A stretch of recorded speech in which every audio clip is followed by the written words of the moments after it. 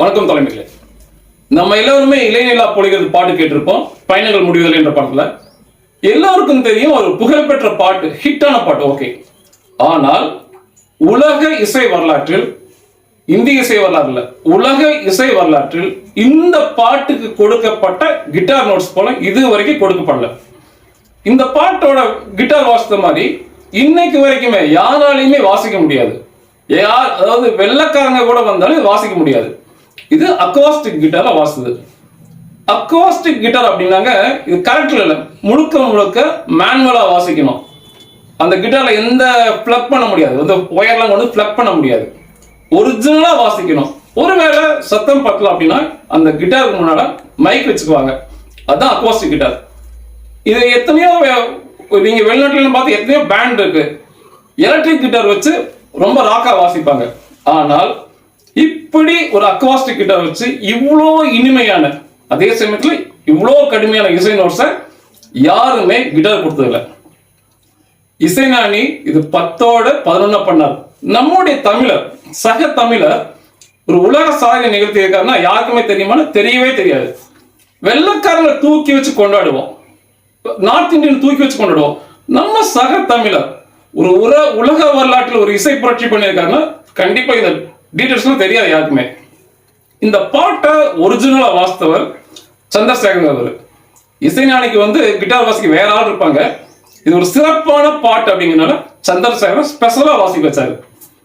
இதுல இன்னொரு சிறப்பம்சம் என்னன்னா, அவர் வாசிக்கிறதுக்கு முன்னாடி இசைஞானி அதை கையில வச்சுக்கிட்டு கிட்டாரை வச்சுக்கிட்டு எப்படி உட்காரலாம், எப்படி பொசிஷன் பண்ணலாம், எப்படி வாசிக்கலாம் வாசிச்சு காமிச்ச பாட்டு இது. சரி, இது ஏன் உலக வரலான்னு சொல்றேன் பாருங்க. இந்த படம் டப்பிங் பண்ணப்பட்டுச்சு அடுத்த வருஷமே. பயணங்கள் முடிவதில் வந்து அடுத்த வருஷமே ஹிந்தியில் டப் பண்ணாங்க. அதோட பேர் கலாக்கார் நினைக்கிறேன். இந்த பாட்டையும் டப் பண்ணாங்க. நிலநிலை அம்பர்னு சொல்லி வரும். இதுக்கு இசையமைச்சது இரட்டை இசையமைப்பாளர் ஹிந்தியில இசையமைச்சாங்க. ஆனா இதோட ஒரிஜினல் கிட்டார் நோட்ஸை அந்த ஹிந்தியில வாசிக்க முடியல. பாருங்க, இந்திய இசையகம் மிகப்பெரியது. அங்க இதை விட அதிகமான இசையமைப்பாளர் இருக்காங்க, ஜாம்பவான் அங்கேயுமே இருக்காங்க. அந்த பாட்டுங்க இந்தியில பயங்கரமான ஹிட்டு. பாடியவர் வந்து இங்க தமிழ்ல எஸ்பி பாடினாரு, அங்க வந்து கிஷோர்குமார் பாடினார், அவர் பெரிய ஜாம்பவான். ஆனா அந்த ஒரிஜினல் கிட்டார் நோட்ஸ் அவங்க யாருமே வாசிக்கல.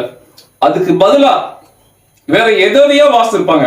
ஏன்னா கேட்டா கூட அதை வாசிக்க முடியாது.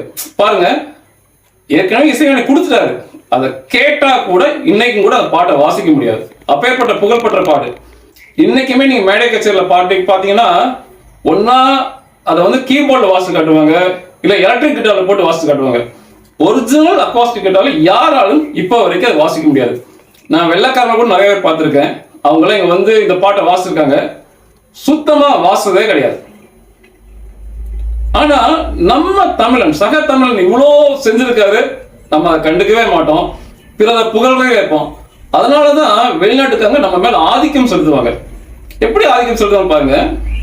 மைக்கேல் ஜாக்சன் மொத்தமா அவருக்கு 100 ஆல்பம் கூட இல்லை, ஆனா king of the pop in world அப்படிம்பாங்க. உலகத்திலேயே அவர் தான் சிறந்தவர் அப்படிம்பாங்க.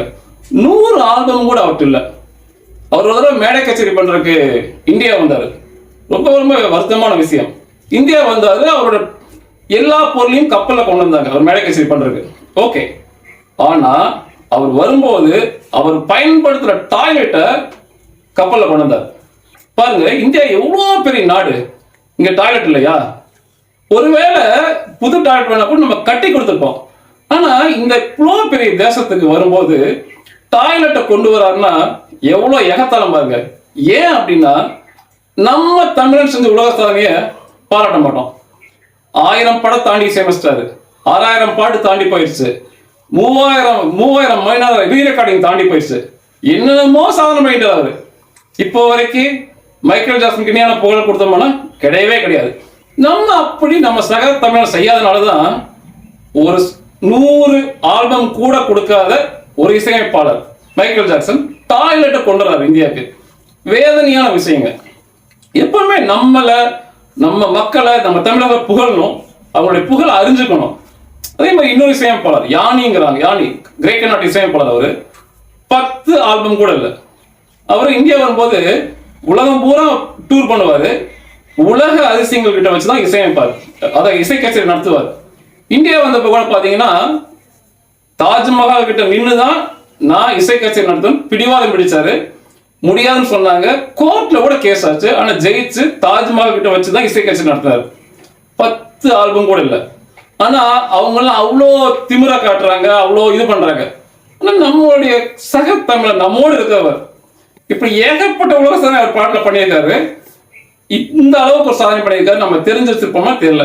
தெரிஞ்சுக்குங்க, உலக இசை வரலாற்றில் இளையநிலா பொழியுதிலே பாட்டு கொடுத்த கிட்டார் நோட்ஸ் மாதிரி இனிமையான ஒரு கடுமையான நோட்ஸ் உலகத்தில் எங்கேயுமே இல்லை, இனியும் கொடுக்க முடியாது. கொடுக்கப்பட்ட கிட்டார் நோட்ஸை கூட இனியும் வாசிக்க கூட முடியாது. அடுத்த முறை அந்த பாட்டு கேட்கும்போது பெருமையோட கேளுங்க, நம்ம தமிழன் உலக சாதனை பண்ண பாட்டுன்னு சொல்லி பெருமையோட